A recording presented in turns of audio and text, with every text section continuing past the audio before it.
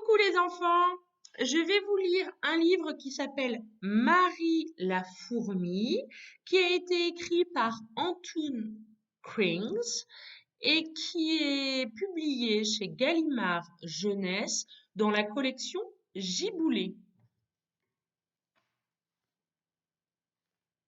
Il était une fois un château, un merveilleux château de fourmis, où vivait la reine entourée de ses nombreux sujets.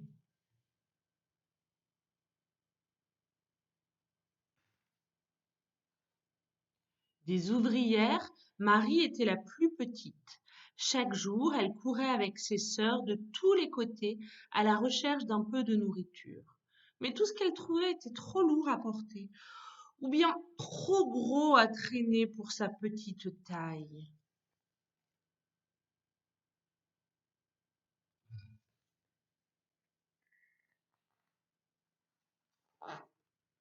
La reine des fourmis, qui n'avait pas bon caractère, se mit en colère en apprenant que le plus petit de ses sujets n'accomplissait pas sa tâche. Nous avons beaucoup de bouches à nourrir, et chacune de nous doit apporter quelque chose de garde-manger, s'écria-t-elle furieuse. Et sur le champ, elle fit renvoyer Marie.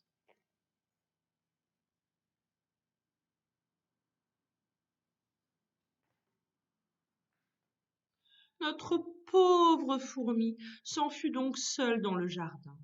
Très vite, elle se perdit, et comme elle ne savait plus où aller, elle se mit à pleurer.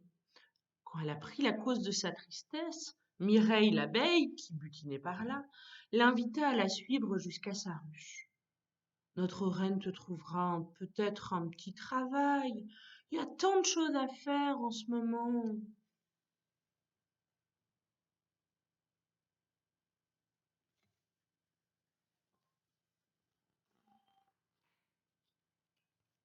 Elles arrivèrent à la ruche où les reçut une grosse abeille coiffée d'une petite couronne dorée.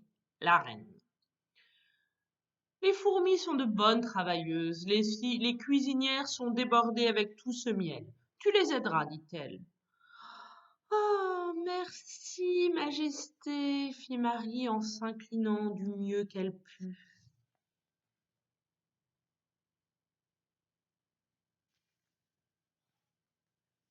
La reine la fit conduire aux cuisines. Là, il lui fallut trimer dur du matin au soir, se lever avant le jour et remplir des pots de miel. Mais voilà, Marie plongea ses doigts dans le précieux liquide pour y goûter. Et ce qui devait arriver arriva. Elle renversa un pot de gelée royale.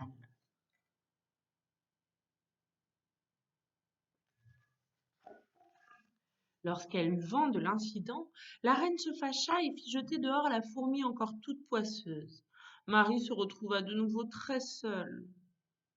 Pas bien longtemps, car un bourdon vint à passer.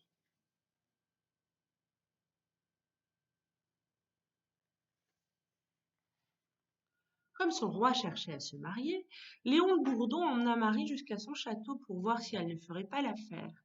Ils entrèrent dans un trou sombre et sale. Lorsqu'il la vit, le roi des Bourdons agita ses ailes et s'exclama. Ne veux-tu pas être reine, petite fourmi?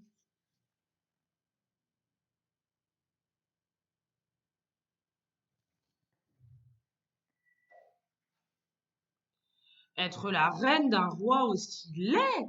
Non, merci, Marie n'en avait pas du tout envie. C'est pourquoi elle s'enfuit à toutes pattes.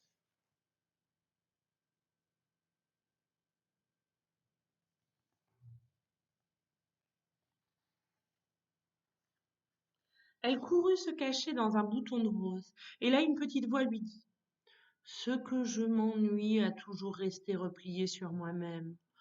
Reste, petite fourmi, reste, je t'en supplie, tu me tiendras compagnie.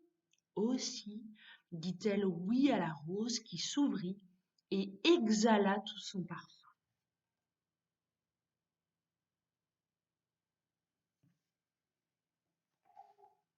La rose devint ainsi la plus belle des reines du jardin. Et Marie, qui était toujours la plus petite des fourmis, resta longtemps, très longtemps auprès d'elle, dans un bonheur parfait.